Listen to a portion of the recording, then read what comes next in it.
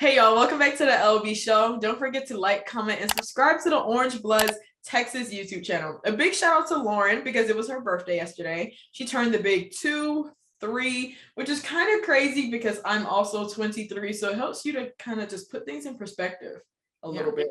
Fifth year and COVID year makes everything so weird. I never thought I would still be playing softball when I was 23, but I get that. My freshman year, I was just kind of like, wow, we have 5th years and 6 years. I'm never going to be running at 24 or something like that. And I was like, wait, yeah, we're getting up there. There's like a 24-year-old on the track team right now. It's crazy. It's crazy. But okay, I want for you to just tell me about how the team has been doing, because I like to just hear like your analysis over it. And because the last time we spoke, you were telling me that was when y'all were in the bad spell a little bit. So things have turned up. So I'm really interested to hear it. Yeah, so I think that our team has never been closer as far as just really vibing together well. I feel like we're all really coming together and it's at a good point. We were 3-0 our first conference series. Yesterday we had a game against UL and we lost, but at the end of the game, we weren't upset with each other. We weren't upset in general. It was more of a, what can we learn from this? What can we take away from this? Because we knew we were the better team and we beat ourselves with errors and just little things that really we want to happen now. We want to happen in a midweek game versus a conference series. So it's upsetting to lose, but at the same time, we're really coming together and we're not pointing the finger. We're really just, what can we learn from it? What can we take from it? And how can we use this to build and learn from that experience into our next conference series? So honestly, our team, we're doing well right now. We're coming together. Our offense is doing great. Our defense is phenomenal. Our middle infield, Janae and Awash, they work so well together and they really just command the entire field. So it's been good. I think we're in a good position right now. Tell me about some of the girls that have just really been impressing you lately. Janae, she's always so impressive. Always. And I mean, everyone knows that she's a superstar. Another person that's impressive, Alyssa Washington, who I just mentioned, working in the middle of the field. She just fields like water. She's been hitting really well. She came in so clutch against Kansas this last series, just hitting all fields, barreling up the ball. I think she's seen beach balls up there. But another person that's super impressive is Katie. She's a freshman. When she goes up to the plate, I'm always convinced she's going to hit a home run. She just has so much power and it's effortless. Mary is always amazing. Bella Dayton, I love the way she plays. She plays with so much swag and confidence. And I always tell her, I'm like, I am genuinely trying to be like you. She plays so well. And just her presence is awesome. Haley, our pitcher of the week, our super senior, she, I think, pitched 5 games. You never hear her complain. She's like, get on my back. Let's go. I'm going to take us there. She's really a leader. She's a good person, a good softball player. And I'm just genuinely so thankful she's on our team because I would not want to be on the opposing side, but she's been killing it too. And I'm excited. I feel like a lot of us are really doing well and working in the right direction. Absolutely. I've just been like watching Simba. Yeah. That time. He's something. That's like the Orange Bloods mascot right there. He's a cutie. What type of dog is he? He's a golden retriever. Oh, just straight golden retriever. Yeah, he's just a little over 9 months. Oh, wow. He's huge. Okay. Huge. Yeah, I wasn't expecting you to say that. Yeah, he's huge and he's full of energy. So it's been a lot of fun. No, I believe it. Okay, so you spoke about leadership. And how much does having that leadership role just benefit the team, especially when you guys were going through that tough patch? But you said you guys lost yesterday, but it didn't feel like how it felt like in the beginning of the season where everybody was just really down on themselves. It's kind of like a different feeling now. So what does that leadership do for the team? I mean, it really just brings everyone together. And I think the biggest thing I've noticed is the pointing fingers aspect.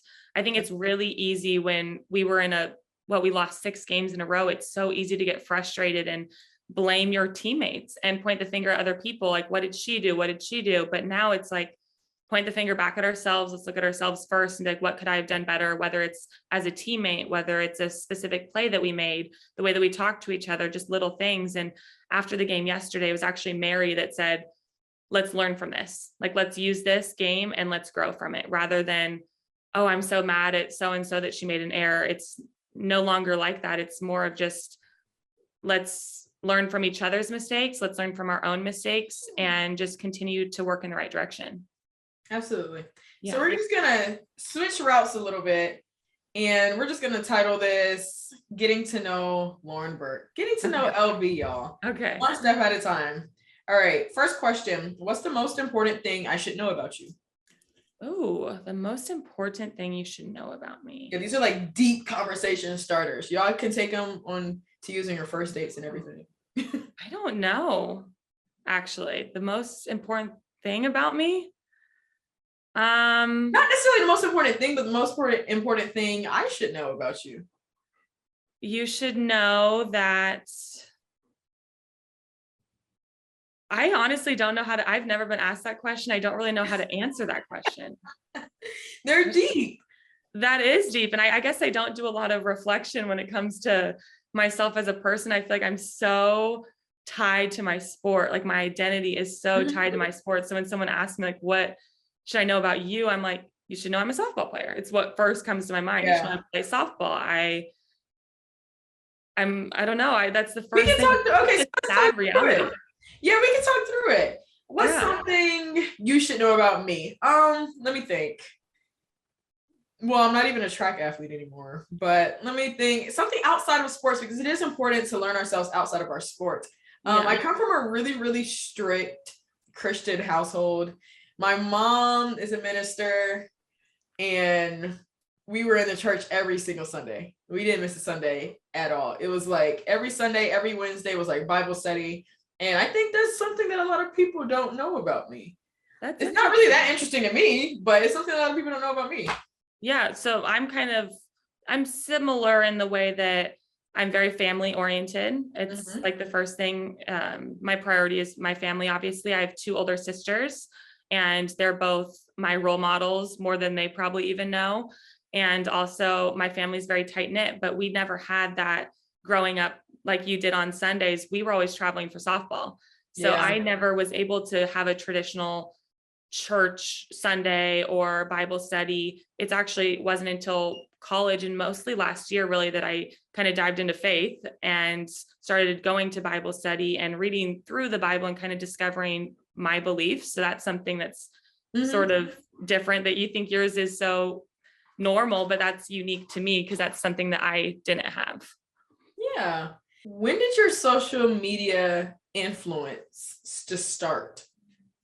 Oh, that's a tough question. I can't really give you a time or a date because I don't necessarily think I like flipped a switch and was like, I'm going to be influencing on social media. That was never my intention there. I just kind of posted because I enjoyed it.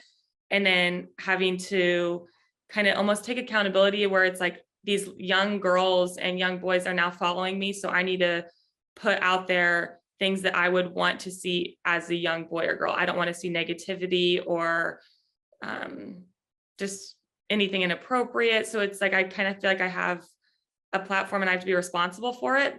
And so influencing on social media wasn't something I ever really intended for. It just kind of happened. And then as it happened, I had to be more responsible online. And do you remember when that's not necessarily like a switch, like you said, but do you remember when it was just kind of like, okay, it's my friends and my teammates liking my pictures. And now all of a sudden it's random people liking my pictures. Like, do you remember when that like turnover happened? Or what post it was? Like, because there's always that one that was like, oh, this is the one that made everybody pay attention to me. I think, my very first, I would say it started with TikTok, Instagram. I still feel like Instagram is my friends and family, even though I know there's more people, but that's kind of still how I treat it. It's like my stories and stuff are pretty unfiltered normally, just kind of what I see or what I do that I think is interesting. I don't necessarily think that is as much curated, but more TikTok. My first video that I posted got over 1 million views. So as soon as I posted that, I was like, a million people. And my first thought was a football stadium, and Texas's football stadium is a little over 100,000. And I look around and I'm like, so many people. But when it's online, you don't really realize how many people that actually is. Like when I had 10,000, I was like 10,000 people, but it's like, I can't see that. I can't visualize that. It's such a crazy thing to me. And it's hard to wrap your mind around that hundreds of thousands of people are viewing your content. And it's really important to realize that and to try to think about that before I post. Because a lot of times I just post as if it was just another video just for fun, but then realizing the responsibility that comes with that just kind of takes it to a different level. Yeah, I understand that. Yeah. And what is your biggest pet peeve and why? Oh, my biggest pet peeve. Biggest pet peeve.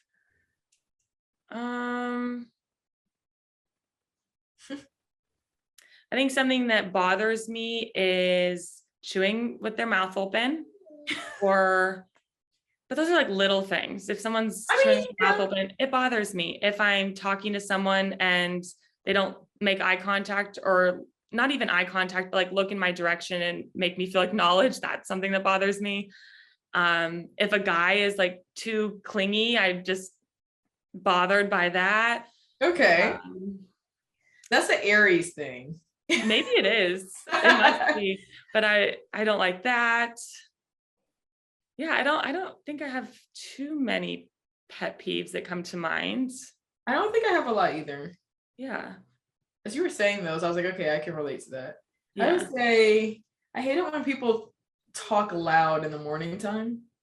Oh, I get that talk loud at a dinner table. Don't know why. My oldest sister always talks so loud at the dinner table, and I'm like, we're in public. We don't need to be yelling. Like, let's relax. I get that. Yeah, I definitely hate that. What's something else? Yeah, I don't like when people talk loud in the morning. It pisses me off. Also, if I ask a question and somebody is trying to make it sound like it's a dumb question, I hate that. Like, or like when people are trying to make it seem like make you the butt of the joke for more laughs. That's like my yeah. I don't like that at all. And I can take jokes, but I feel like I understand what you're doing. Yeah, so that's pretty much it. Let's see. What are some things that make your heart happy? My dog. My dog makes my heart so happy. He just, I don't even know if you can see him. Let's show you. Do I show? Hello. He just like, I come home and he's just so cute and he makes my heart so happy. And like I wake up and he just jumps on me in the morning and that makes me happy. So I would say my dog makes my heart happy. I like going on walks, makes me happy. Routine, like doing my morning routine, doing my nighttime routine just makes me feel really content and happy. Okay. What's the most embarrassing thing you've ever done? Oh. Or I guess have happened to you?